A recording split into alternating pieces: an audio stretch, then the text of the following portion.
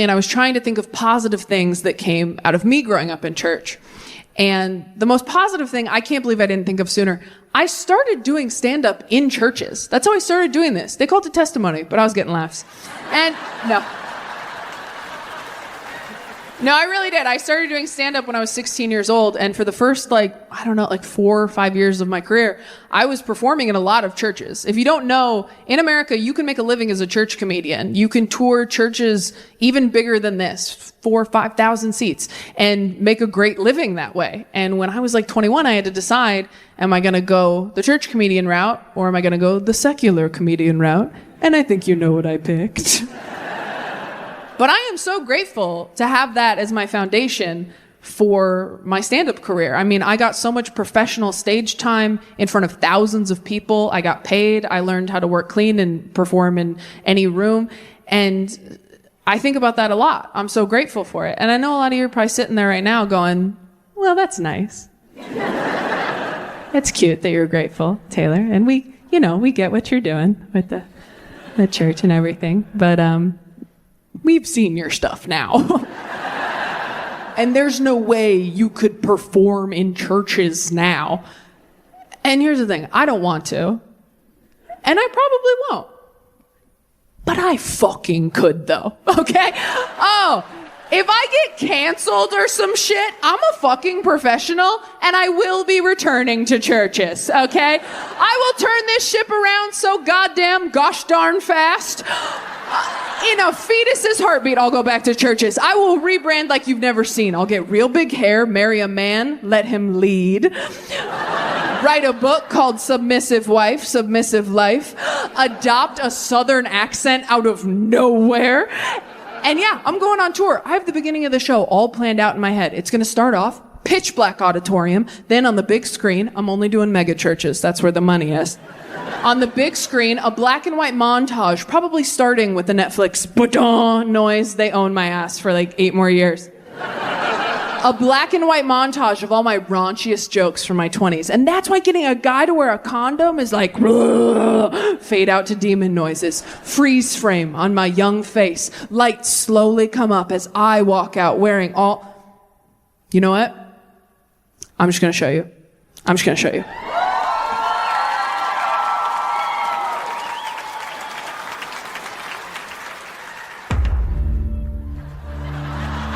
This is how you get pussy! I came so hard. I'll have you know, in bed, I am a wild animal, okay? And that's when I stopped believing in God. Go home and Google porn for women, okay? I lost my virginity late. I lost it when I was financially independent. You guys, I'm literally fucking the patriarchy. Are you wet? Let me feel. Yeah, I grew up with God. He's a douchebag. That joke makes it sound like I resent my religious upbringing. And I do, so I nailed it. Fucking hell! No Christian parents want to watch their daughter talk about depression and dick for an hour. Take that, Jesus! I don't know if any of you have tried to get a 20-something dude from a dating app to wear a condom lately, but it's sort of like trying to convince a 5-year-old to put a jacket on over his Halloween costume. That's when I stopped. Hey, you guys think I haven't tried to masturbate? Fucking hell! Jesus!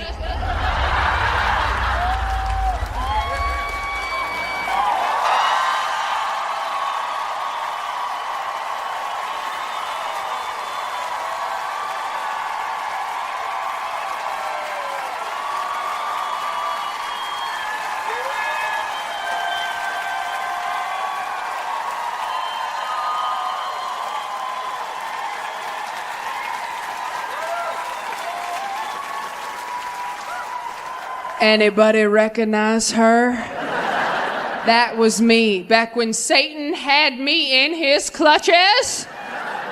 And I can see some of you feeling like Joseph on Christmas right now. Like, is this whore lying to me? But everybody loves the comeback, don't they? It ain't a rebrand, it's a rebirth, folks. Welcome to the Prodigal Daughter Tour!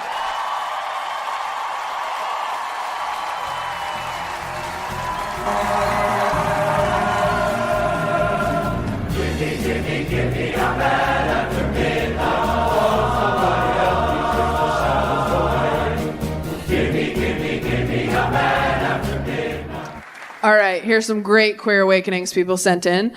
I actually did get into a new relationship pretty quickly after I called off my engagement. I wasn't trying to. I really wasn't. A lot of my friends were like, you should stay single for a while. You should maybe get a cat. And I was like, hard pass. I have never left an interaction with a cat feeling better about who I was. Every cat reacts to people the way I react to seeing girls I went to middle school with in a Target. Just like, oh no! Like, that's every cat. I don't want to come home to that energy. But I wasn't looking for a relationship. I was trying to have like a fun, sexy fling, which doesn't usually go great for me because I have this round, wholesome face that people think they should build a life with.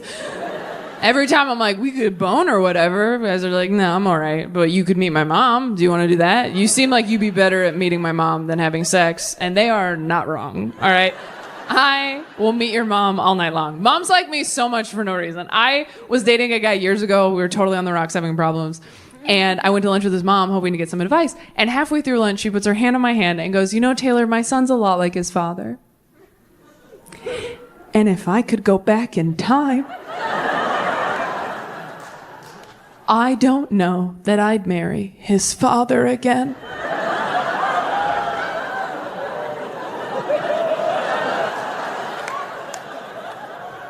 And I was like, are you saving my life in this Panera Bread right now? It was like a movie when an older character sacrifices themselves for the good of the journey. Like, she Gandalf'd me. She's like, fly, you fool!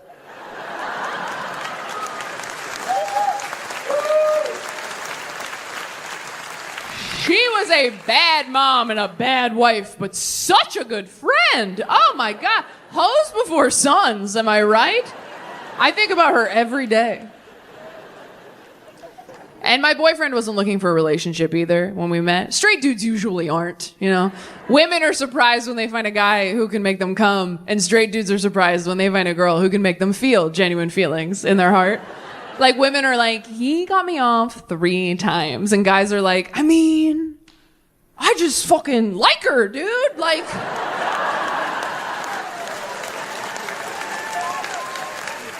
Like, we talked all day. I didn't want to hit her. It was nuts. She's just like my friend. I don't know. I want to like lick her heart, I think. Straight dudes are so proud of themselves for falling in love. It's really cute. They're like, I love you. Hell yeah, buddy. I knew you could get there. Women fall in love. We're like, I love you. Fucking again, you dumb bitch. You were supposed to love you first. You keep skipping that part. It is eat, pray, then love. Oh, God, it's okay. We'll try again in a year and a half.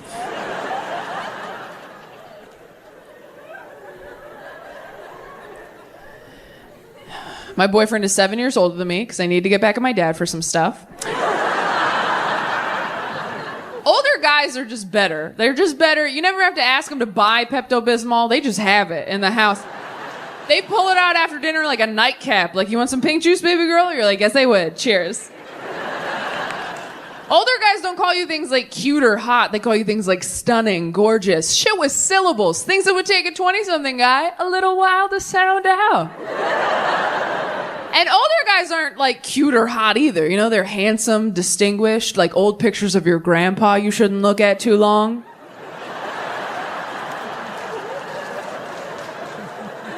You ever find one of those in an old dusty box? You're like, who is that? Oh, that's wrong. Okay.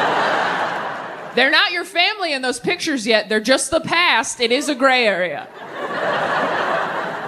Oh, I'll get weirder. You ever see a picture of your parents when they were young and hot and you get like weirdly mad because you know they would have never dated you? I saw a picture of my dad in college football once. I didn't talk to him for 3 weeks. I'm like, you would have left me at a drive-in, you Danny Zuko piece of shit. He's like, what? I'm like, I can't hug you for a year and I don't want to talk about it. My favorite thing about being on a network TV show is that they would bleep all the bad words and cut some of the more raunchy stuff, which means that my religious grandparents could watch the show and it wouldn't hurt their ears as much as my stand-up does. Not to say that my grandparents aren't supportive. They really are. I think that they're doing a really good job trying to understand where their liberal, agnostic grandkids are coming from. I can't stand it when people are too hard on their grandparents. If your grandparents are trying to understand you, you got to give them some grace if they mess up here and there terms-wise. When people are like, oh, well, my grandma cannot remember my pronouns. I'm like, does your grandma remember her address? Grandma's got bigger fish to fry. The light is coming. Also, do you know how old your grandma is? I don't. Mine's been 62 for 40 years. Also, you're taking more pictures of your grandparents than you ever have before, and they've got to know why, and that can't feel good.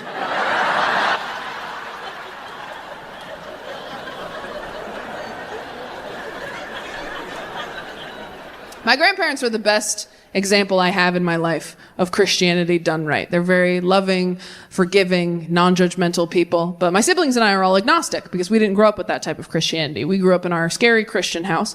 And when you grow up with something that hurts you as a kid, you don't really want it in your Barbie dream house as a grown-up, right? I also don't wear belts or use wooden spoons. That's not a coincidence. Oh, thank God. We were all lightly abused. Again, did that joke in Sweden, thought they were gonna call somebody. There's nothing worse than admitting to a room full of people that you got hit when they got tucked in at night. It is humiliating. No, I don't keep anything in my house that hurt me as a kid. No Bibles, no belts, no bridge to Terabithia.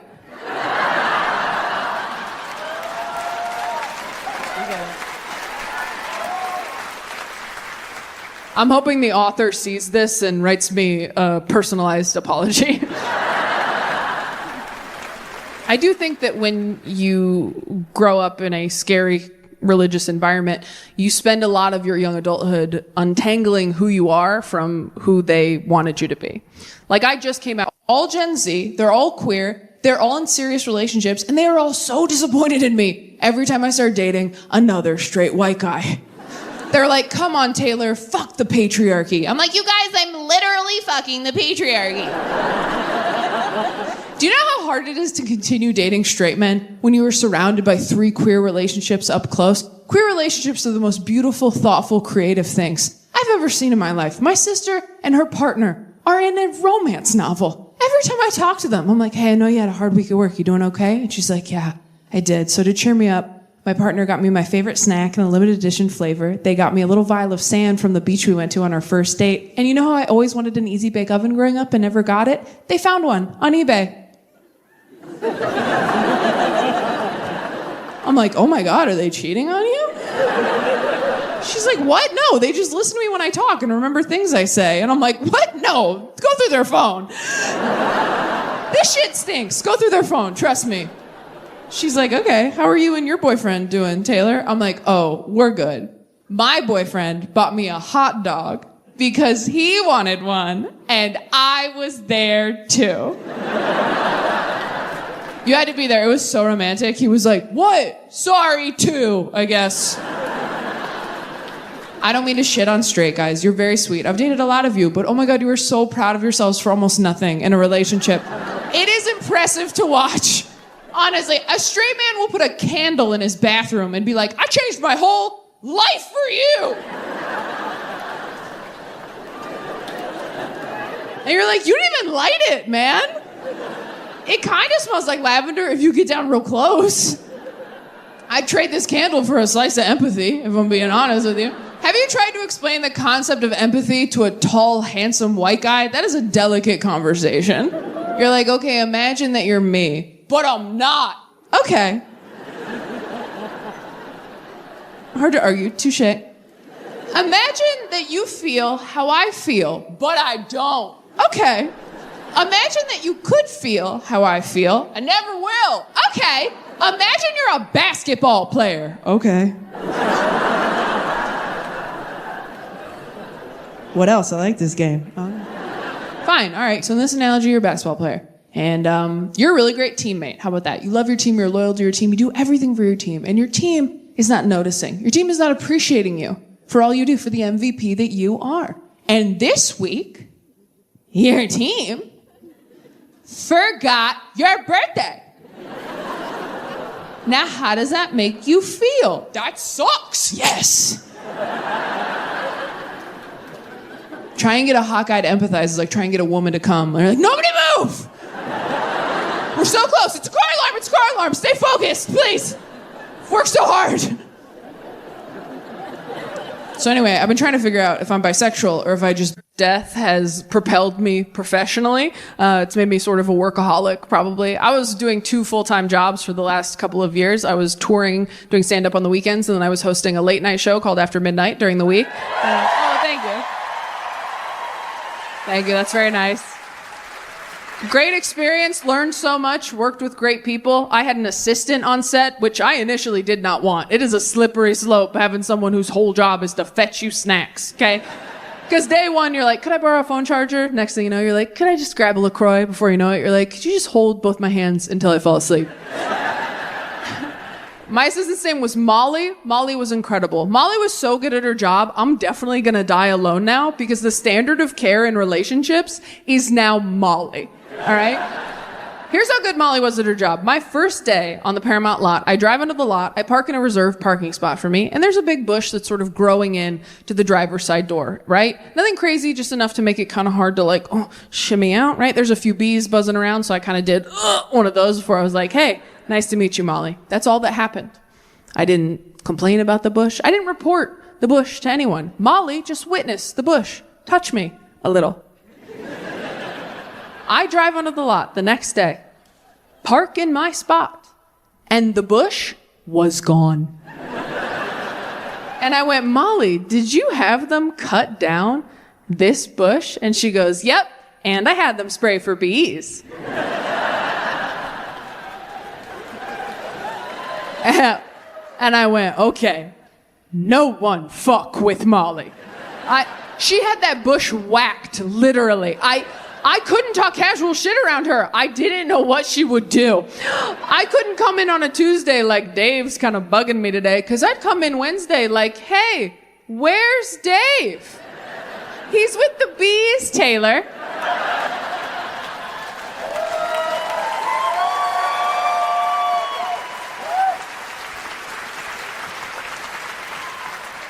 You flinched in his presence, so I took care of it.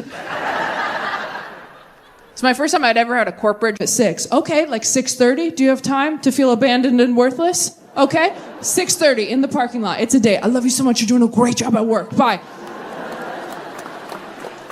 That's never happened to me once. Every feeling I have demands to be felt immediately. Every feeling I have demands its own parade. Every feeling I have just turns into that scene from Aladdin where he's pretending to be a prince. Just like, OMG, Taylor's hungry, this could get dicey. Needs a sandwich, now she's a bitch, take it from me. But I'm glad I've had this year to work on this stuff because I needed it. I'm not proud of this, but I told the girl that married him, I was like, you better hope he never does go to space. And she goes, why, because it's dangerous? I said, no, because he's going to cheat on you up there. Oh, you don't think astronauts are cheating? They're in space for months, floating. How long do you think it's going to take before one of them looks at each other like, hey, you know we should try? Houston, we have a problem. Not a big one. I mean, it's medium. It's not small or anything. I'm just saying what happens in Vegas stays in Vegas. What happens on the moon never even happened. We faked that landing. That's a joke. We didn't fake it. There were no female astronauts back then. Can't sleep? You know some kids don't have beds, right? Why don't you go lay face down on the cold tile for 10 minutes, see if you're not more grateful after that? And you know what, DC? I tried it and it works. It totally works. I do it on the bathroom floor in hotel rooms. I've had COVID many times, but I want to get a handle on my anxiety because I know if I didn't have anxiety, I'd be a totally different person. The worrying alone takes up so much mental and emotional energy every day. And it doesn't help. It doesn't prepare you for anything bad happening like you think it will. I told my therapist this recently. I go, I know worrying doesn't do any good, right? I go, what's that one quote by that great philosopher? When you worry, you just suffer twice. She goes, I don't know that one. Who said it? I looked it up. It's from a fucking Harry Potter prequel. I was so confident, I Googled it in front of her. She's like, what philosopher said that? I'm like, Newt Scamander? Shit. think it was a fortune cookie. Can we just move on? I don't want to talk about it. I don't want to talk about it anymore. Without anxiety, I'd have a totally different personality because so many decisions I make in life are fear-based, or so many decisions I don't make are fear-based. I watch the same shows and movies over and over because it calms me down. I know what to expect. It doesn't stress me out. I date the same type of person over and over because I know what to expect. It doesn't stress me out. If you think you have a type, you don't. You have anxiety. See someone. I have 3. When I was 8, I was like, the only people I know with dead moms are Disney princesses. So, like, this sucks, but am I about to get hot? Then I hit puberty, and I was like, oh, no, I guess God just hates me right now. That's a bummer. That's a joke. God doesn't hate anybody, all right? Not anymore. But have you read the Old Testament? Holy shit. The Old Testament is my favorite Taylor Swift album. It is banger after banger. Just like, you don't believe in me? Snakes! Look what you made me do. I'm a 20-something white woman. Obviously, I'm going to compare T Swift to the Lord, all right? She is the only God I still believe in, all right? I don't see God revamping his old shit, and let's be honest, he probably should, because the people who own it now suck.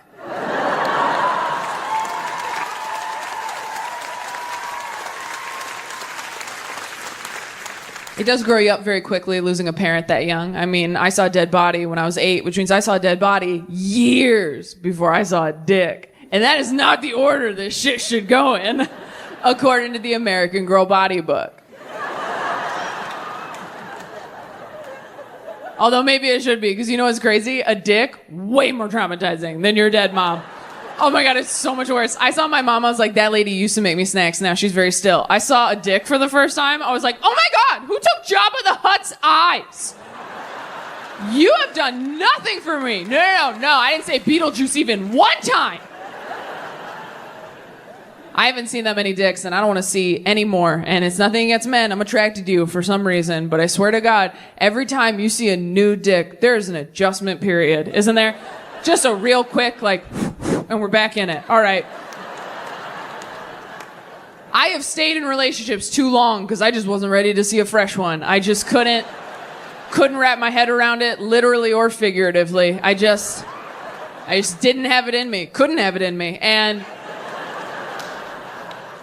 I don't care how many dicks you've seen. Every time you see a new dick, it feels like jumping into a cold pool. Just like, whoa, all right, let me just swim around, get used to this one. Okay, all right, this one's deeper than the last one, but that's okay. That's all right. This is why we take our arm floaties, you know, for moments like these.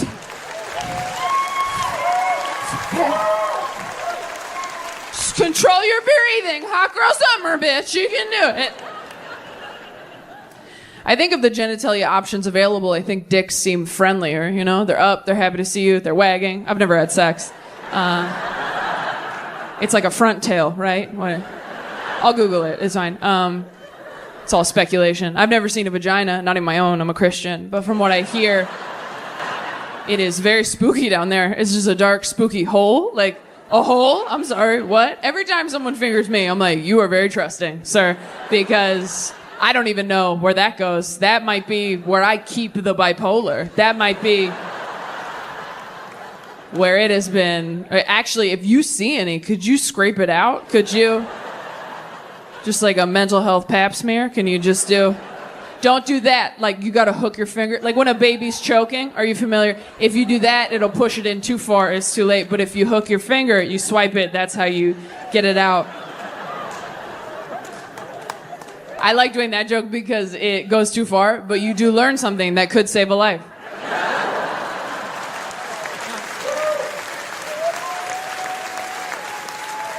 I just love the idea of years from now, someone being like, if it weren't for that dick joke, my niece would not be here. We had a basic ass pastor who stuck to 3 topics. He had 3 messages. You are forgiven. Marriage is hard. Merry Christmas. Like, those were the 3. I do feel for pastors on Christmas and Easter because those are big weeks at church, right? Those are recruitment weeks. That's when everybody comes out of the woodwork. That's when the decaf Christians swing by. You only see those motherfuckers twice a year, and you gotta blow their minds so hard with the extras that they upgrade their subscription to weekly. That's a lot of pressure. And as the pastor on Christmas and Easter, you can't get creative. You can't get weird with it. You can't do an acoustic set. You gotta play the hits. You gotta tell the stories, right? Easter's a better story than Christmas, in my opinion. If you don't know, Easter is the crucifixion and resurrection of Jesus Christ. It's where all of our merch is from. You've seen it. You've seen it. Dead guy up there, but tasteful, somehow very tasteful. Makes you think about your own death, like, ooh, hope I die in a way that looks good on jewelry, right? Think about it. When grandma died, were you like, ooh, slap her on an anklet? No, he's really doing it up there. I'll stop doing it. I'll stop doing it. We're all familiar. But Easter's a great story. There's a lot of action, right? It's the crucifixion, the resurrection. It's Jesus in his prime, early 30s, ripped. We betrayed him, we killed him, he's back. It's basically Twilight. It's a sexy, sexy story. I'm kidding. Twilight belongs to the Mormons. Don't take that from them, okay? They can't have caffeine. They need something to wake them up. Christmas is not as good a story. It's just not. The birth of Jesus, it starts off strong, right? An angel comes down from heaven, tells Mary, I know you're a virgin, but you're pregnant with the Son of God. Oh, shit. And then the angel has to go tell her boyfriend, Joseph, because believe women wasn't really a thing back then. So the angel's like, it's God in there, I promise. And then what? Then the angel leaves. Then it's just a long walk to a barn. That's most of Christmas, is just this right here. Jesus is barely in it. He comes in right at the end. He does zero magic. It sucks. Jesus is basically the post-credits scene in a Marvel movie. It's trash. Sucks.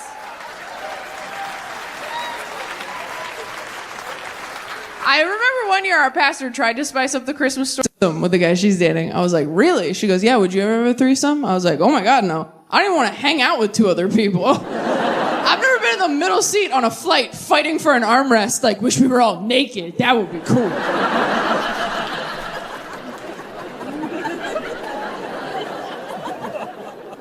I don't even think I could date an extrovert again. I dated an extrovert once. We moved in together. The first week we lived together, he's like, hey, what if we had some people over? I was like, look, if you don't want to be with me, just say so. You want to have people over what? My dead body?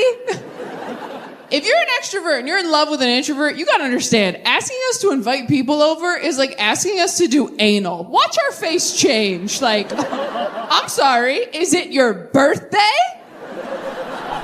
Seems like a big ask for a random Tuesday. I live alone now. It's incredible. I fall asleep in the middle of the bed like a boy king, just like, good night, Joffrey. It's fantastic. I eat all the food I buy. Every grocery I buy goes it goes bad. That's power, DC. Yeah. If I clog the toilet at home, I don't have to deal with it right away. That's freedom, DC. When I lived with a man I was attracted to, I was always like, no, please, toilet, don't tell him I'm a human woman. I beg of you. Take my dark secrets to your watery grave. Remember our bargain. Now I'm like, you loser, toilet. That's what lids are for. You want to see the sky. Do your job.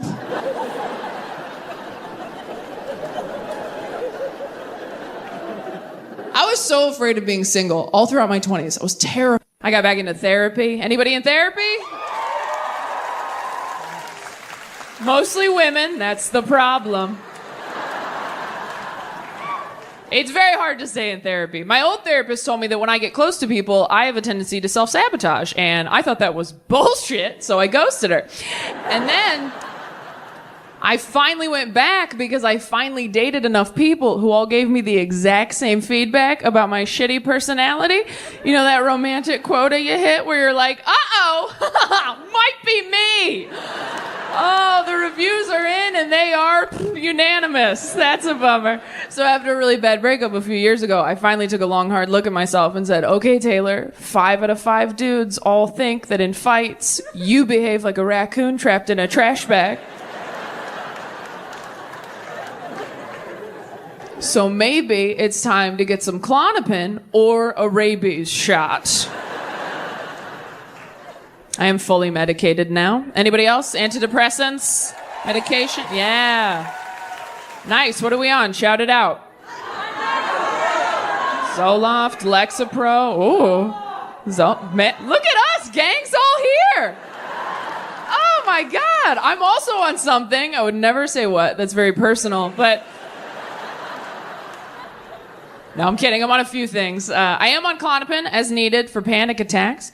I'm so glad I have Klonopin now, because before I had medication for it, I would have panic attacks right when I had to be somewhere, which is the worst time to get them, because then you just have to pinch the panic attack off like a shit you don't have time to take.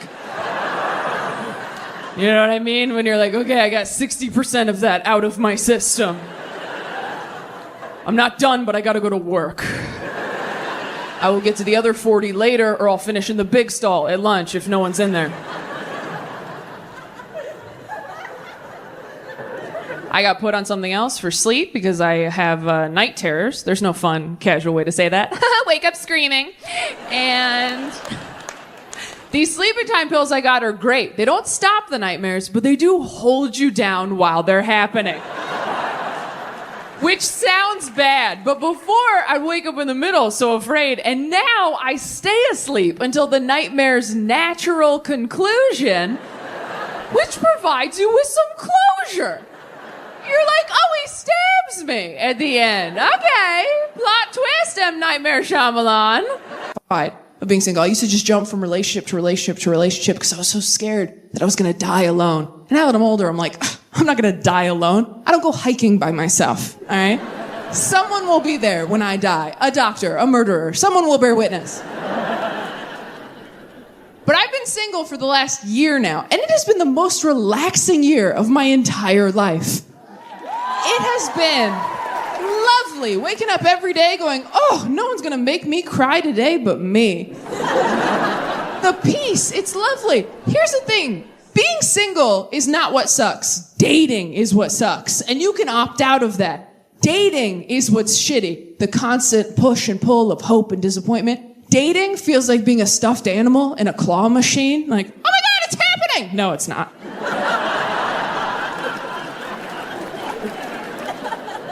Oh my God, here we go. Wow, can't believe I told people. That's embarrassing. And you're just moving me over to get to something else. I understand. I get that. And things change so quickly as you're getting older, too. I had a friend. I didn't talk to her for a couple weeks. I called her to catch up. She goes, you'll never guess. I think I met my soulmate on Bumble. Gone, just like that. They're getting married this spring. We were lying in the same pile of stuffed animals for years. I closed my eyes for 2 minutes, and when I opened them, she was outside the glass going, it'll happen for you, too!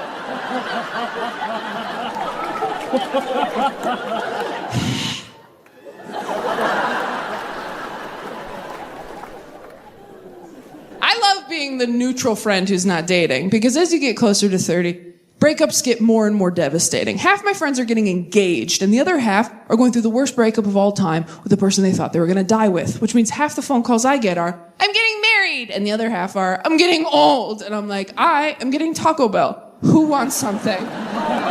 Taco Bell, good for every occasion.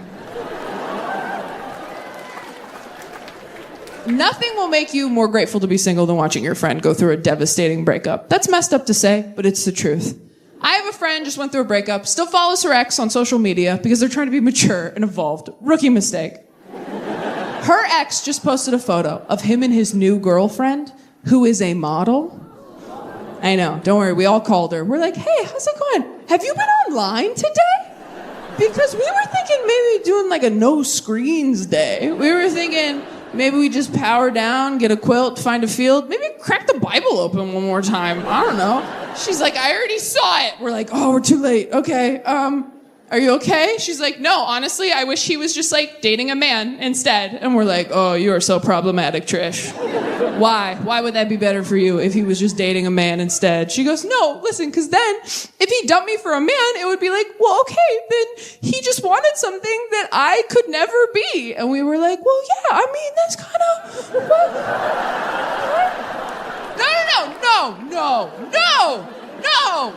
No, we think you're so pretty, babe, but like a model? Like that's kind of like a different, like look around. Don't you think if you were a model, we'd all be models? But Like, this isn't Model Squad. This is Personality Squad. Like, this is a different team you're on. We have another friend who just got cheated on, which is crazy. You can't cheat anymore. It's not the 90s, you idiot. Your phone is tracking your every movement. You're going to get caught. You're going to go out and buy your side chick flowers. Your wife's going to get a text from Bank of America like, we noticed that Steve was being thoughtful? That just seemed like suspicious activity over here at BOA, because we know that POS. I think it's important to hang out. I turned 30 2 weeks ago. And that means that I have spent the last 14 years of my life trying to get good at this, trying to get good at stand-up, trying to have the career that I am now fortunate enough to have. Thanks to all of you, honestly, yeah.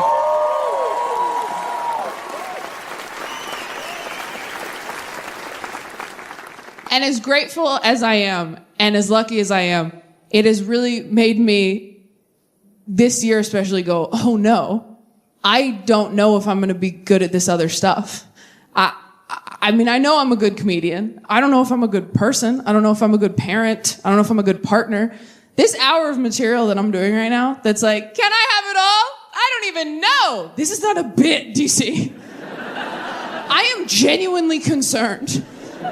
Because I know how hard it is to do this job and be in this business and have a family. I see how hard friends of mine work at it. I also see how little work people put into it. There are a lot of people in this business who are like, you can have kids and travel. They got FaceTime now, which feels like tying your dog up outside a coffee shop and going, I can see him through the window. He's okay. And I still have a lot of childhood shit that I'm working through on my own. I don't want to put that on a kid, right? Like, I was watching a TED Talk recently. Sorry, I was watching a TikTok recently. I always get those confused. The information's still good, it's just vertical. That said, if you have childhood trauma you are still working through as an adult, you need to learn how to parent yourself as a grown-up. So I've been trying to do that in order to heal. I've been trying to parent myself. But I kind of feel like I got pregnant with me in high school. And I was not ready for this responsibility. And now I wake up every morning, totally overwhelmed, trying not to shake me. Like, okay, if I let you watch TikTok on my phone for 30 minutes, will you please stop crying? All my friends are like, are you okay? I'm like, no, I think I have colic. I kept me up all night. I love TikTok, but you know what's so funny to me about TikTok? All these kids on TikTok who are like lip syncing and dancing and like pretending they're in a music video, right? We all did that growing up, didn't we? Yeah, like alone in your room in the mirror, hairbrush, of course. But if anyone had walked in on you doing it, you would have killed yourself, right? And these kids are online, like, I hope millions of people see this. It's like, you could benefit from some bullying, I think. Might have overcorrected a bit. But I do have a lot of friends who are getting married and having kids, and, you know, they're condescending as hell. It's so funny how the same girls who used to wake up drunk on train tracks are now like, I don't know how you stay out past 10 p.m. Your lifestyle's really unhealthy. I'm like, I've seen you snort coke off a rusty bike rack. But you keep sniffing that baby's head like we all forgot.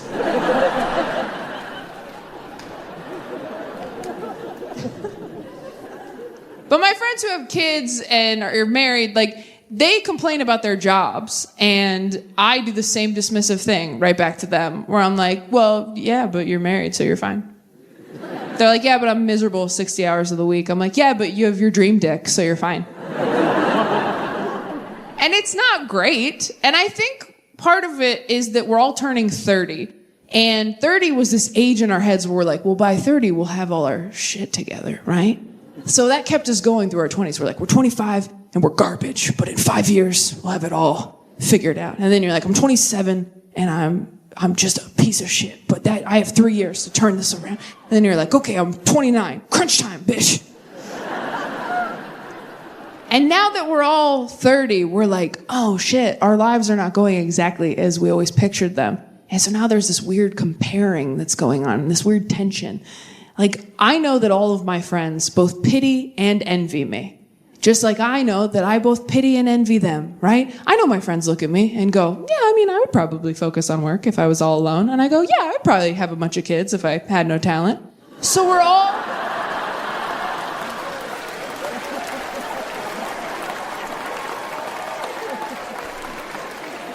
And it's not healthy per se. But I do think it's good to focus on what is going right in your life. I think that that's gratitude. I think that that's important. And it has gotten me through a lot of weddings and baby showers to have my dream job. To sit in the back row like, yeah, whatever. Have your bullshit love party. Hope it works out. I'm still gonna have the coolest job of anybody you know. And that was true until somebody married an astronaut. And everybody's so impressed. I guess astronaut beats everything. They're like, you gotta admit, Taylor, that's the coolest job. And I'm like, oh, he's gotta wear a costume or he'll die? Fuck off. That's a dumb job. Now, if I can't breathe somewhere, I don't go there, Dan. That's just science. Dan hasn't even been to space, you guys. He just goes to work and practices space. That's his job. He goes in, they put him in a roller coaster ride. They're like, don't throw up. He's like, you got it, Captain. What a hero. When I say that I came out in the last couple of years, I just mean publicly, right? Like, I came out to friends earlier than that, but I don't think I did it right. I think I was too casual about it. I think I was supposed to do like an episode of Glee. And I just sort of mentioned it, like, oh, by the way, I think I'm going to date women now, too. And they were like, okay. Like I said, I was vegan or something. Like, okay, we'll see how long that lasts. You need iron, bitch. Like, they were not... They really accepted it once I had my first girlfriend. I started dating this girl who was so hot. I was like, oh my God, am I Pete Davidson?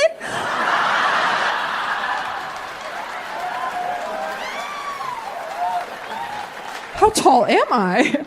And when I started dating women, it was the closest I'd come to feeling religious in a long time, because my friends would complain about their boyfriends and husbands, and I was like, oh, have you heard the good news?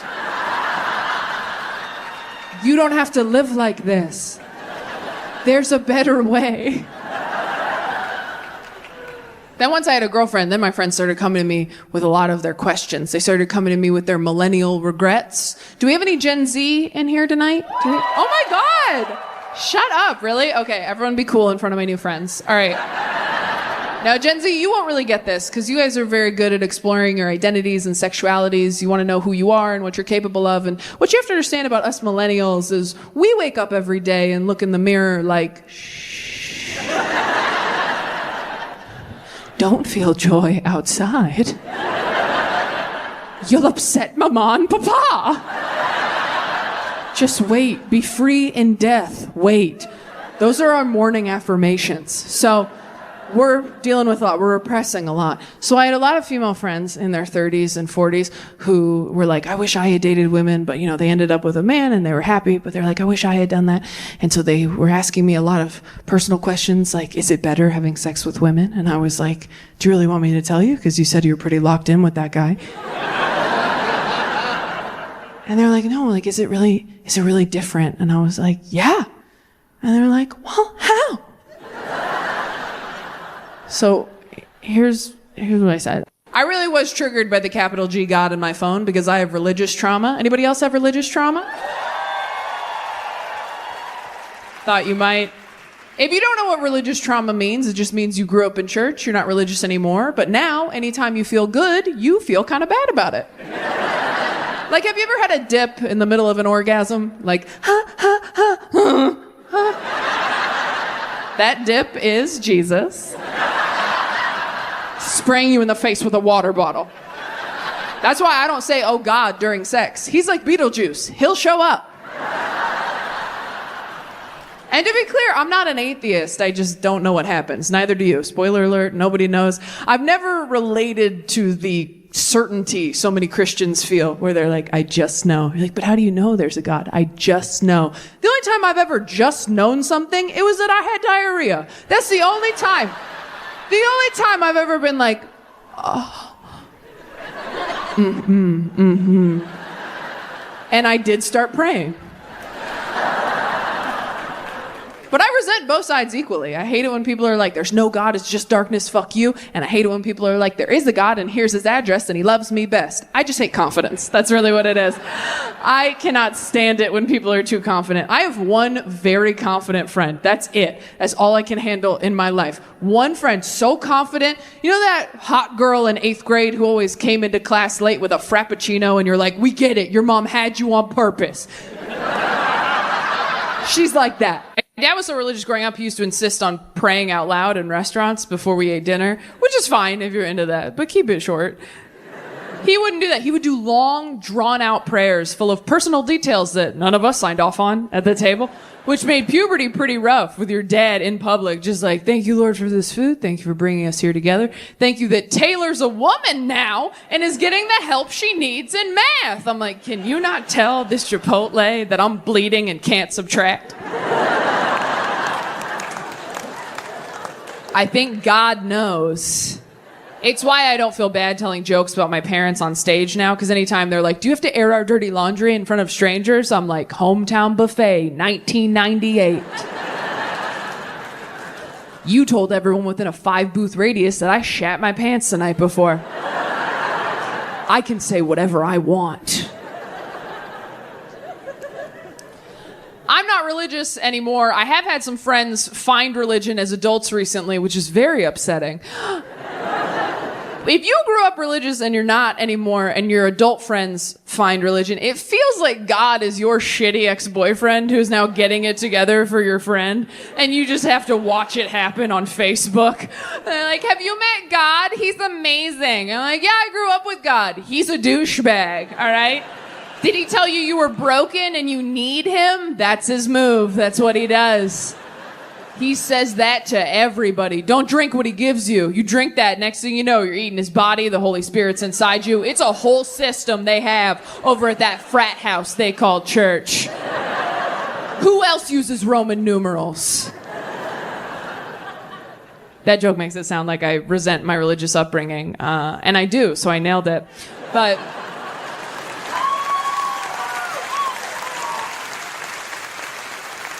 no, honestly, if I had to come up with some stuff that was like positive about me growing up religious, I'm sure I could with enough time and money. But I do have some issues with it. It gave me some serious trust issues. And it just made me weird growing up in church in ways that I am still discovering. For example, I just found out that I masturbate wrong. I will back up. Okay, so when I was growing up in church, kids had youth group, and at youth group they were like, don't have sex, and we were like, for sure. And then they were like, don't even masturbate, and all the girls were like, okay, we didn't even know that we could. And all the boys were like, why? And the way they explained it to us was, our youth pastor told us, he goes, it's not the physical act of masturbating that's the sin, you guys, all right? It's not even the orgasm. In fact, if you have a wet dream, thank God for the freebie and have an awesome day. But what are you thinking about while you're doing that to yourself, guys? That's what the sin is. It's the lust in your heart. It's the impure thoughts in your head. That is what the sin is. So when I got to be an adult and I wanted to masturbate, I was like, well, if I just don't think about anything,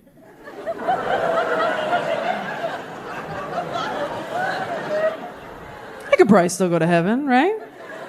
Just like clear your mind, get in there, get it done. See you soon, Jesus, right? Touch nothing but the lamp.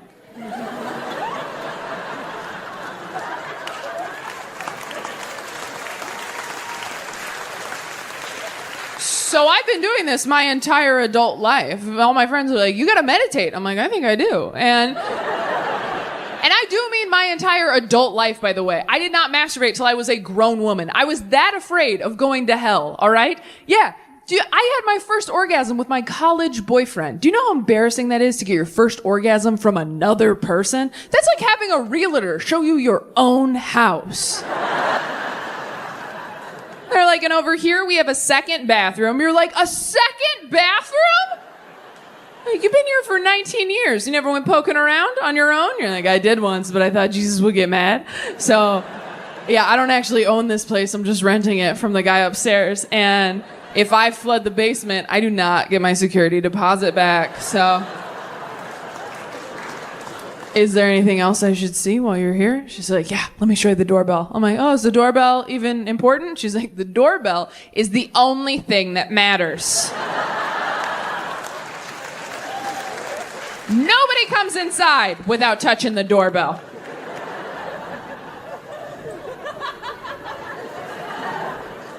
Oh, but I did touch it. You didn't use enough pressure. It didn't light up. So the part about being single, hands down, is that you do not have to introduce anybody to your parents. Have you guys introduced people you were dating to your parents? It's not about introducing people you love to one another, is it? No. It's about showing your partner why you're mean to them sometimes. It's about taking your sexual partner back to the scene of the crime. To say, see, the stories are true. Because you don't want your partner to like your parents. You want them to walk out of that night going, oh my God. Your parents are just, I know. I mean, seriously, babe, how did you ever? I don't know. Kind of seems like maybe people should cut me some slack when I'm being a bitch, though, huh? Kind of seems like maybe now that we have all the information, turns out I could be a lot crazier if I wanted. But I keep a lid on it pretty good, and I deserve to stop at Target on the way home. With no time limit. And I want a cart, not a basket. You have to be careful when you introduce people to your parents, though, because your parents don't always show up as your parents, do they? Mine never did. My parents undermined me every single time I brought someone home to meet them. I did everything right. I did the huddle up in the car before we went in, like, hey, remember what I told you? If those people in there, they're not your friends. Whatever they say to you, do not take that personally. It's not about you, it's about them. Do you want to write that on your hand in case you forget? No? You can look at my tattoo if you get scared. Let's do it. And then you go inside prepared for your parents to show their true colors. And your parents float downstairs.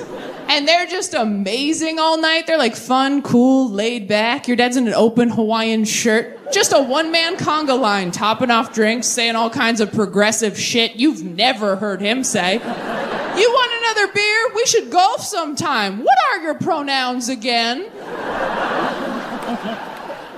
And you gotta get back in the car later muttering like a conspiracy theorist. Like, well, that was not, and I was there, and I know it happened, and it was all right. And no one can tell me what didn't happen, and I know where it is. While your boyfriend buckles up like, I don't know what you're talking about, babe. Your parents are awesome. And you're like, oh.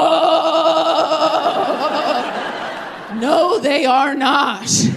I don't know who those lizard people were, but they are not the ones who broke me. And the next time you see your parents, they're all smug, like, Jason really seemed to like us. You're like, I know what you're doing.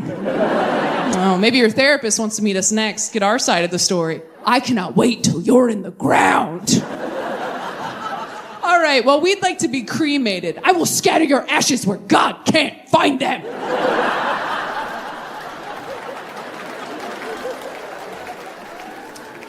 I will see you both at Easter.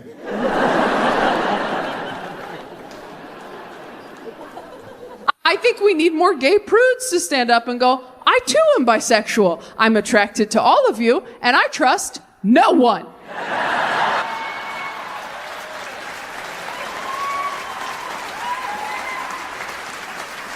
I would, but I will not. It's also scary to say you're bisexual for the same reason it's scary to say you're suicidal. There's always going to be people who are like, if you don't go all the way, you just want attention.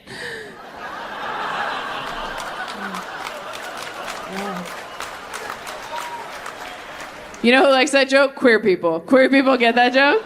Straight people are like, oh my God, there were so many sad words. Which is fair, you're right. No offense, straight guys. I have to say, I am so glad that straight men are not my only option anymore. That was bleak. That was tough. And it's not because you're bad people. You're just so hard to communicate with. I mean, and I tried. I've been to couples therapy with a lot of dudes. Never been married. That's embarrassing. You know how embarrassing it is to break up with someone you've been to couples therapy with? You just have to live the rest of your life with all this useless information about some dude's childhood. You're like, cool, guess I'll just go the rest of my days knowing what triggers Michael. That sucks. I also couldn't get on the same page with a lot of my boyfriends about our future. Like, I used to only want to adopt if I was going to have kids. And every straight guy I ever dated was like, no, it's going to look like me or I'll eat it. Every guy. Which, hey, I've never been a father. Maybe that's true, right? I had one boyfriend who said he would use a surrogate. He was open to that idea, which I do love the idea of a surrogate. What a power move to be like, can you just hold this for 9 months? I'm so busy. I'm getting a call. Don't eat fish.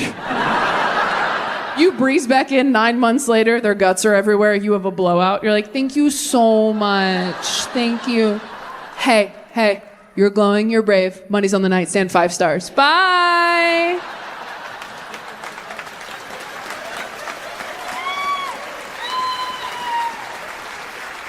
You're like, that was a lot. I'm going to do no contact delivery next time, I think.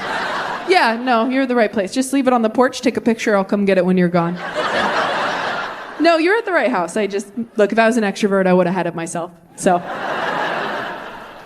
It's really good. That was not the feedback I kept getting from romantic partners, by the way. That's not what finally made me get help.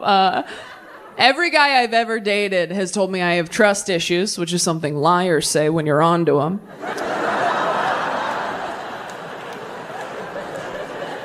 You have trust issues, babe. You have a hot coworker and a locked phone, so.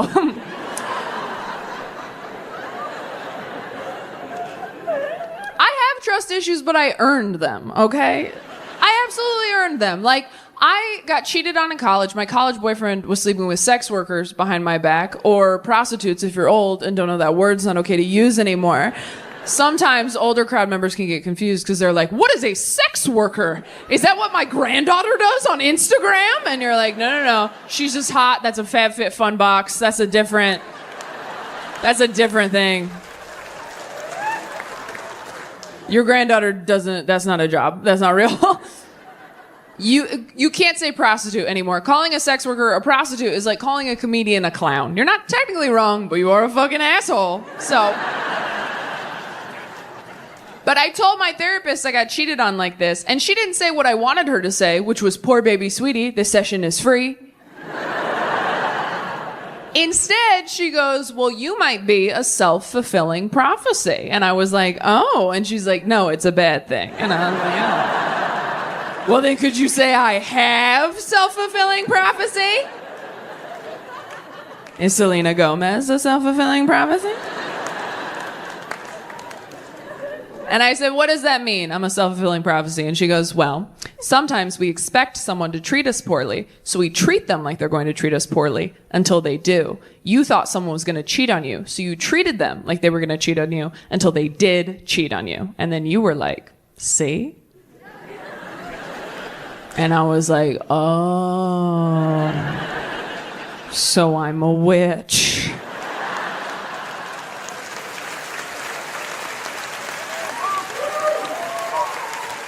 And she's like, ooh, so close, you're a bitch. You gotta get that me. I'm like, whatever, all I heard was Gryffindor.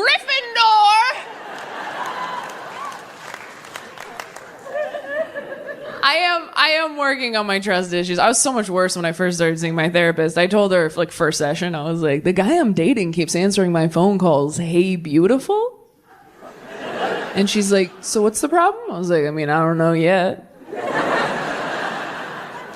But when I find out who beautiful is, she's like, do you think it might be you? I was like, I'm sorry, I thought we were here to work. I think I'm cute or whatever now, but I was an ugly kid with honest parents, and that shit stays in your bones, all right?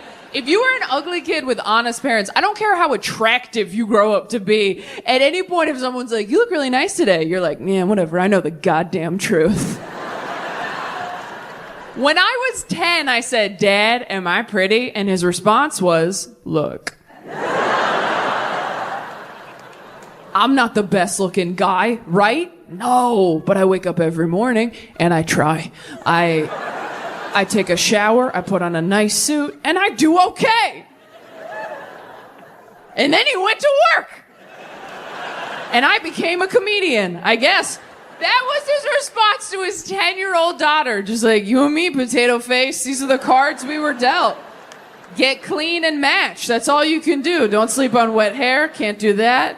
Maybe wear a hat sometimes. Cover up some of that head. I'm sorry, there's so much of it. I think I'm pretty. I have a big head. I know I do because every guy I've ever dated has made a point to be like, I love your big head. That's my favorite thing guys do when they compliment the thing you hate most about yourself. They're like, I love your soft arms. You're like, okay. Yeah? I love your weird balls. How does it feel? How does it feel to be accepted? I'm a nightmare to date. Anything nice you do or say, I'm just like, whatever. I dated a guy once who told me that flirting with me was like punching water. And I was like, why? Because it's pointless or because you look stupid doing it? He's like, did you hear it? I'm like, I heard it that time. Yeah. And then he cheated on me. So, prophecy fulfilled. I can't help it. At the beginning of a relationship with a guy, I just assume anything nice he does is a move he pulls on everybody. And I'm not gonna fall for your choreography, sir. I'm like, oh, is this your move? You open the car door for me on the date? This is like your move. This is how you do it. It's cute. Bet that works a lot. Oh, is this your move? You go with me to my grandpa's funeral, hold an umbrella over my head in the rain? This is like your move. This is how you do it. Like, oops, don't get wet. Oops, I am. Whatever.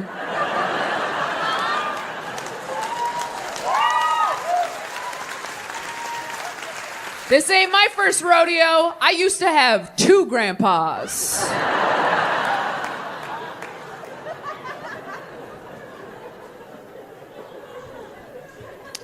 Oh, is this your move? You die next to me in a hospital bed at 86 years old, holding my hand for all eternity? This is like your move? This is how you get pussy? He's like, we've been together for 60 years. I'm like, you're a fuckboy, and I know it. Don't bury me with this guy. He's been dying with other people behind my back. I can't prove it. Check his phone when he uses the bedpan. I'm not sure if I want kids now. I go back and forth on whether or not I want kids so often that sometimes I just want to get my tubes tied because that feels like the reproductive equivalent of pouring water on brownies in the trash.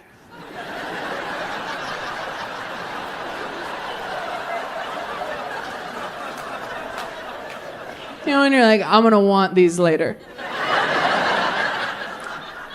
But I'm thinking straight now. So I'm going to remove the option. If you're not laughing, congrats on having a healthy relationship with food your whole life.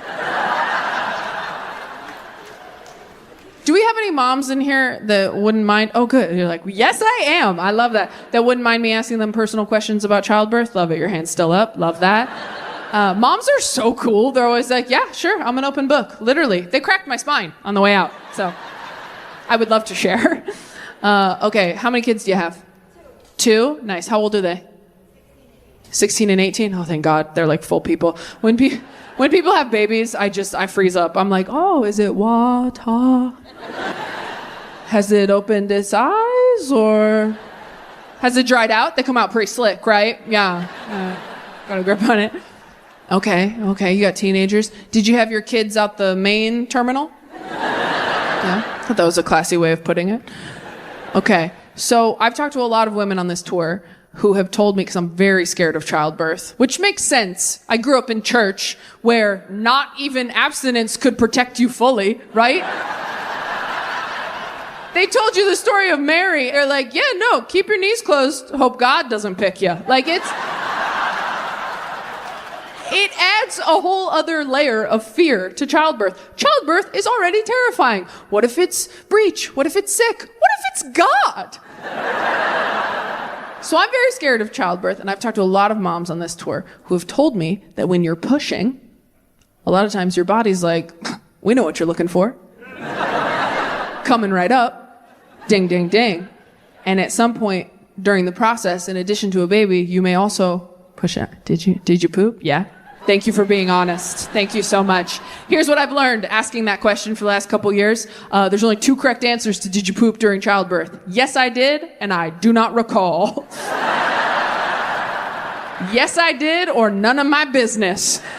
Because some moms talk about childbirth like it's a music festival they went to once. They're like, I was on a lot of drugs. I think your dad was there. I don't know. All I remember is I kept yelling, play my song, bitch. And they made me leave before I was ready. The first time I ever asked someone, I was at a comedy club in Dallas, Texas. There was a woman in the front row. She goes, 3 kids, never pooped. And there was a table of nurses nearby who were wasted, you guys, who started scream laughing at her. Everybody poops. Every single person. And if you think you didn't, then we fucking lied to you.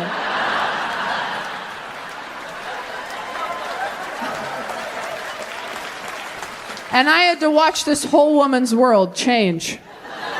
It was like the Truman Show. I felt so bad. I was trying to save the vibe in there. I was like, hey, babe, don't feel bad. Even if I, airlift mine out, I'm going to poop on that table just to show him who's boss, right?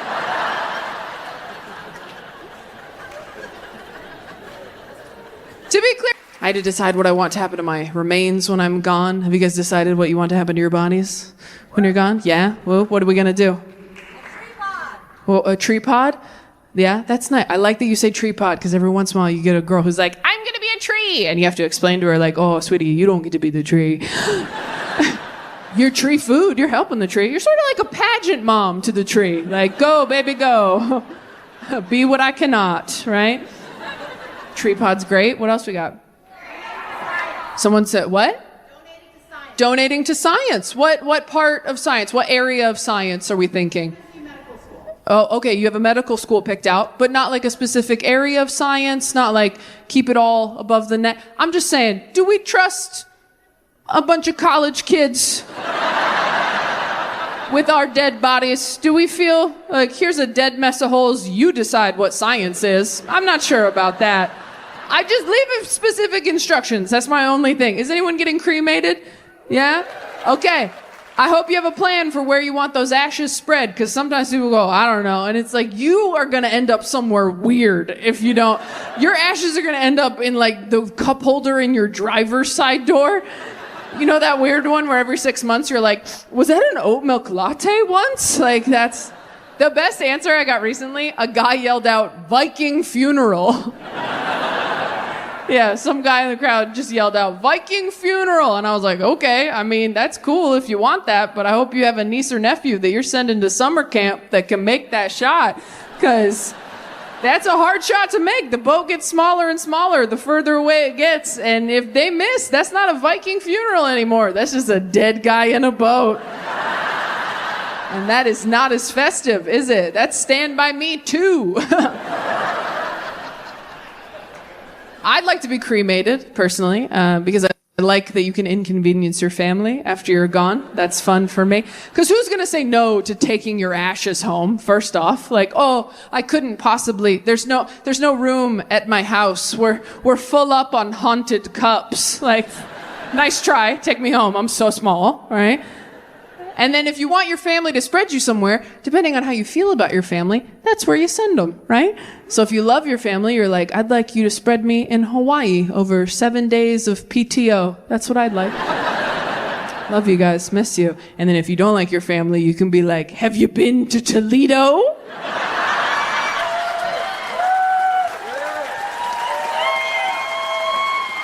In January. Actually, no. I want you to do it right between Christmas and New Year's.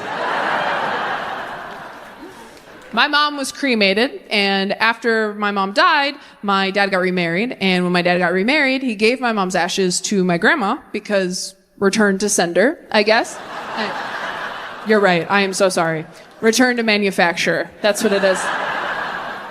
And his reasoning was, he was like, look, I'm getting remarried and I can't take these into another woman's home. And as his daughter, I was like, yes, you can. But as an adult woman now, I'm like, oh, no, you can't. I've dated straight men. I don't like it when they follow their exes on Instagram. You're telling me if he brought a little baggie of her bones inside and was like, this lives under the TV forever, I'd be like, cool, love that there. No, I'd be passive aggressive at best. I would probably flush a teaspoon of her every day. Just...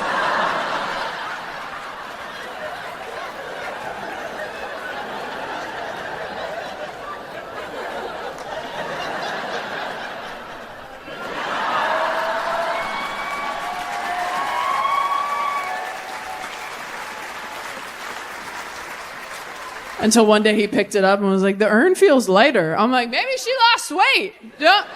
Not you body shaming the urn, babe. You know what's funny about that joke? I don't even really feel that way anymore. I think a younger version of me felt that way. When you're single in your 30s, you don't care about so much. You kind of just want someone who's not going to bug you. That's really, in my 20s, I was so insecure, so toxic. I was like, I need to be someone's first and only true love, their one and only wife. I need to be with someone who does not watch pornography. And now I'm like, you can jerk off to your dead wife if you want. I don't care. You want to put her bones under the TV? Is the TV playing my show? Then that's great. You put as many bitches up there as you want. We'll watch Love is Blind as a family.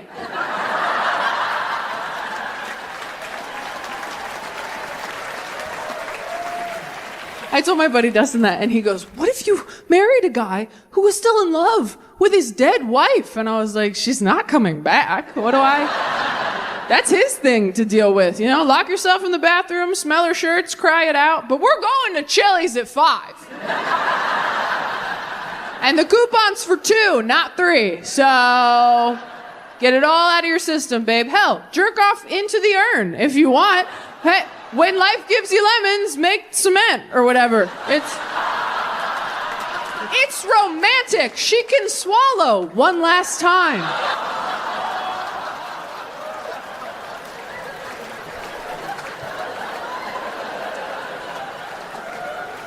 Shame on you for laughing at that.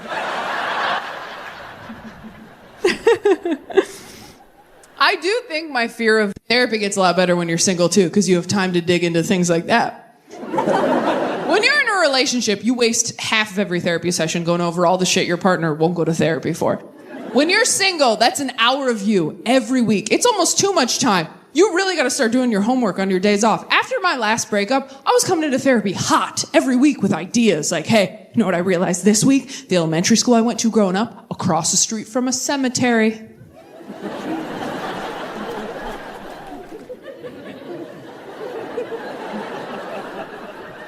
And she's like, okay. And I'm like, I don't know, but that really seems like something, doesn't it? I bring the ingredients, you bake the cake. I'm not a doctor. I went down deep inside me, found something scary, brought it back up to you. I was so brave. Where's my treat?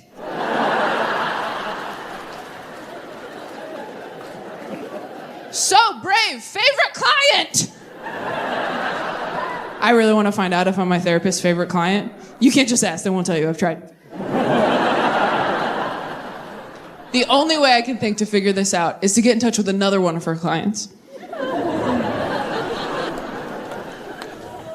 And then me and that client plan to call her over the weekend, separately, at the exact same time. Suicidal. And then we just see whose call she takes. We both want to end it. Who you want to keep here, Dr. S? And then whoever wins that face-off, we go to the next set of clients. And we just kind of do brackets, you know? Sort of like a March Sadness situation.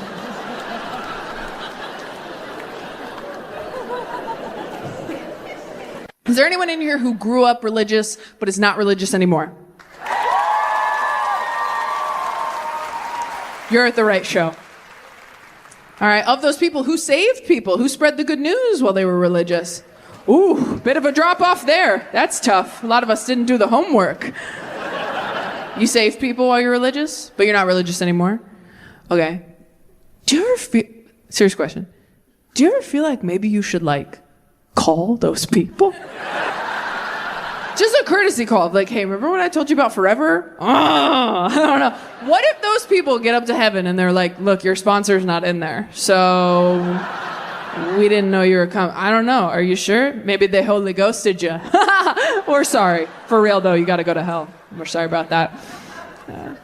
I never saved anybody at all. I was talking to someone who grew up Mormon. I was like, well, you guys were really saving people. And he was like, oh, yeah, baptism for the dead. You guys know what that is?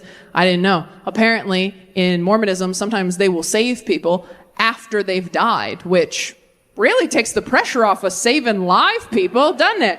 When you can just go, hey, do you believe in God? And they're like, no. And you're like, that's okay. We'll wait. And then as soon as they're dead, you're like, bibbity-boppity Mormon.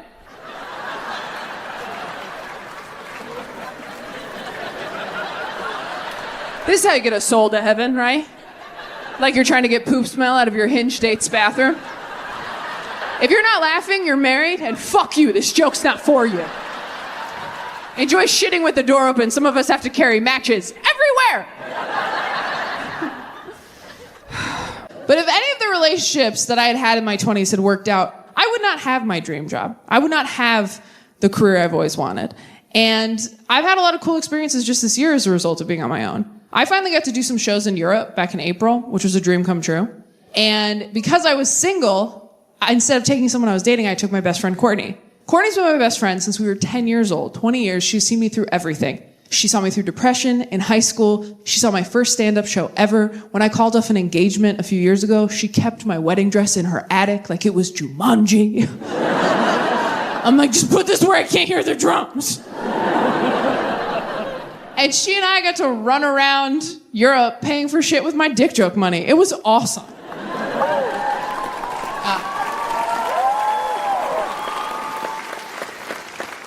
And it was really special to have her on that trip with me because exactly a year before that, last April, I was alone in a green room in Colorado, pre-show, post some breakup. And I got a call from Courtney. And I was like, hey, I thought you were on vacation with your boyfriend this weekend. And she goes, yeah, no, we are, but I just want to check in and see how you were doing. And I was like, oh, that's so nice. And I talked to her about me for like 10, 15 minutes. And finally I was like, hey, you're not really saying anything about you and your trip. I mean, are you guys okay? And she goes, oh my God, yes. Oh yeah, no, we're great. We're great. We're actually, we are actually engaged. And I was like, what? Oh my God, why did you ask about me at all? And she goes, I don't know. I guess I just wanted to make sure that you were in a place where you could hear it.